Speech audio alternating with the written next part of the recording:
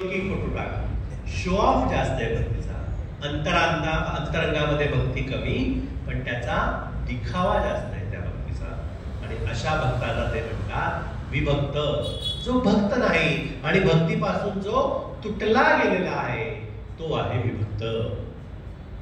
आता तिसरी कॅटेगरी झाली ती म्हणजे अभक्त. काहीच करत नाही, देवही नको धर्मही नको, मस्त एन्जॉय करावं लाईफ, मज्जा दो लाईफ.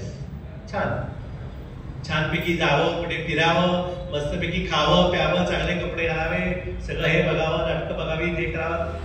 हे करू नये अशातला भाग नाही. पण त्याच्यासाठी समर्थ म्हणतात प्रपंच करावा. नेटका म्हणजे नंतर नाही, नेटकामध्ये वयाच्या 70 नंतर नाही सांगितलं तरी परमार्थ करायला.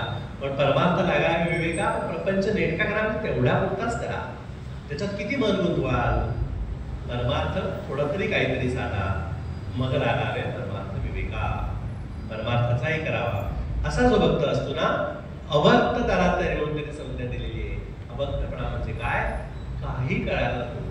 आणि अगदी बघायला गेलं तर आपणही जेव्हा कुठल्या देवस्थानाला जातो, गडावर जातो, तेव्हा हे सगळ्या प्रकारचे भक्त आपल्याला बघायला मिळतात. काही मंडळी सात्विकतेने छान आपापलं काम करत असतात, कुणाशी बोलत नाही, कुणाशी पडेल ते काम करतात. सत्वगुणाचा उत्तम पुतळा असणार असे भक्त आहेत. विभक्तही बघायला मिळतात, दाखवतात जास्त आणि करतात कमी, असेही आपल्याला भक्त बघायला मिळतात. आणि अभक्त तर आहेतच. या इथे छान हे चाललेले आहे, कुठलं कीर्तन, कथा कीर्तन, प्रवचन चाललेले आहेत, आणि हा भक्त दुसरीकडे उलाढगे करत फिरत असतो. असेही भक्त मिळतात. आणि त्याचा चौथा प्रकार आहे सहज भक्त. सहज भक्ताची व्याख्या अशी, भक्तामध्येही तो वरिष्ठ आहे, ज्याच्यामध्ये भक्ती पूर्वसंचिताने, पूर्व सुकृताने आलेलीच आहे. त्याला भक्ती करावी लागत नाही. आपलं कसं आहे ना, आपल्याला भक्ती करावी लागते. नॅचरलीच आपलं मन विषयांकडे ओढ घेतं. नैसर्गिकरित्याच आपल्याला विषय वाचना, आपण त्याच्यात गुंतून पडतो. आपण सगळे जे साधक आहेत, दोष माझ्याकडे घेतो बरं, पण आपण जे सगळे साधक आहोत त्याला आपल्याला भक्ती करावी लागते. भक्तीचा अभ्यास करायला लागतो, साधना करावी लागते. पण त्या भक्ताला मात्र सहज भक्तता आहे. दैवी धर्मस्थापनेचे नर ते ईश्वरी अवतार झाले आहेत आणि पुढे होणार आहेत. हा सहज भक्त झाला. अशा प्रकारे आपण बघितला भक्ता बरोबर. आता याचं वर्णन बघितलं तर हे तिन्ही बघा हे कसे असतात. भक्त असतो तो कसा असतो, सत्वगुणी माणूस असतो, त्याच्यामध्ये सत्वाचं प्राबल्य अधिक असतं. विभक्त असतो तो रजोगुणी माणूस असतो, त्याच्यामध्ये सत्व आणि रजाचं मिश्रण असतं. त्याच्यामध्ये काय असतं, त्याला परमार्थ तर हवाच आहे, पण त्याच्याबरोबर प्रपंचही सोडवत नाहीये. प्रपंचातली सुख दुःख त्याला हवी आहे, ती अशीच आहेत आणि छान आहे असं वाटतात त्याला. बरं आहे ना, माझं बरं चाललंय, काय वाईट चाललंय.